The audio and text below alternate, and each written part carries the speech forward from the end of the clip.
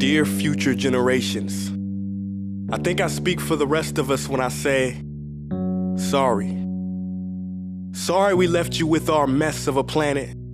Sorry that we were too caught up in our own doings to do something. Sorry we listened to people who made excuses to do nothing. I hope you forgive us. We just didn't realize how special the earth was. Like a marriage gone wrong, we didn't know what we had until it was gone. For example, I'm guessing you probably know it as the Amazon desert, right? Well, believe it or not, it was once called the Amazon rainforest, and there were billions of trees there, all of them gorgeous. And oh, you don't know much about trees, do you?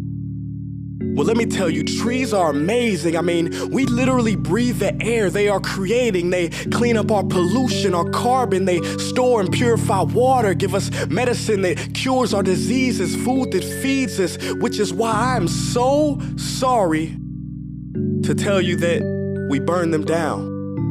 Cut them down with brutal machines, horrific, at a rate of 40 football fields every minute. That's 50% of all the trees in the world gone in the last 100 years. Why? For this. And that wouldn't make me so sad if it weren't so many pictures of leaves on it. You know, when I was a child, I read how the Native Americans had such consideration for the planet that they felt responsible for how they left the land for the next 7 generations. Which brings me great sorrow, because most of us today don't even care about tomorrow. So I'm sorry. I'm sorry that we put profit above people, greed above need, the rule of gold above the golden rule. I'm sorry we use nature as a credit card with no spending limit, overdrafting animals to extinction, stealing your chance to ever see their uniqueness or become friends with them. Sorry we poison the ocean so much that you can't even swim in them. But most of all, I'm sorry about our mindset, 'cause we had the nerve to call this destruction progress.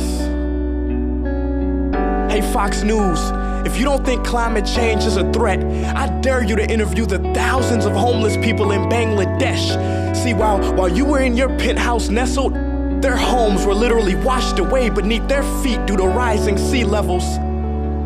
And Sarah Palin, you said that you love the smell of fossil fuels. Well, I urge you to talk to the kids of Beijing who are forced to wear pollution masks just to go to school. See, you can ignore this, but the thing about truth is, it can be denied, not avoided.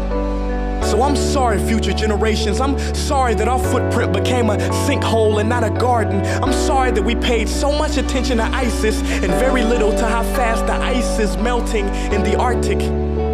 I'm sorry we doomed you, and I'm sorry we couldn't find another planet in time to move to. You know what? Cut the beat. I'm not sorry. This future, I do not accept it, because an error does not become a mistake until you refuse to correct it. We can redirect this. How? Let me suggest that if a farmer sees a tree that is unhealthy, they don't look at the branches to diagnose it, they look at the root.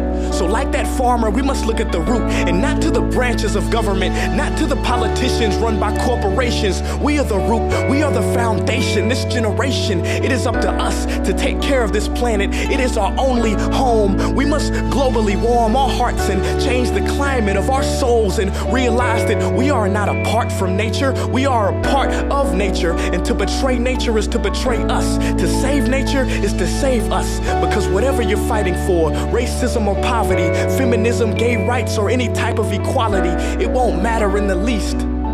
Because if we don't all work together to save the environment, we will be equally extinct. Sorry.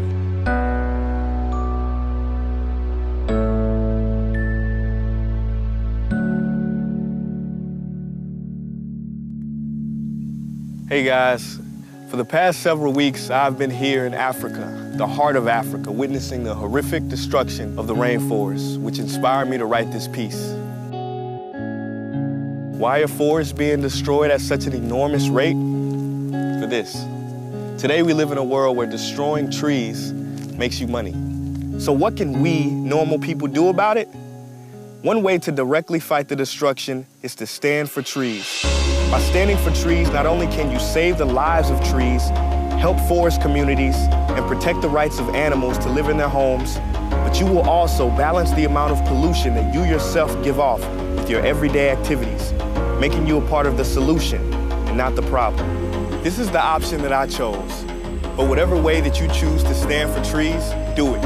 Because a wise man once said, when the rivers are all dried up and the trees cut down, man will then realize that he will not be able to eat money.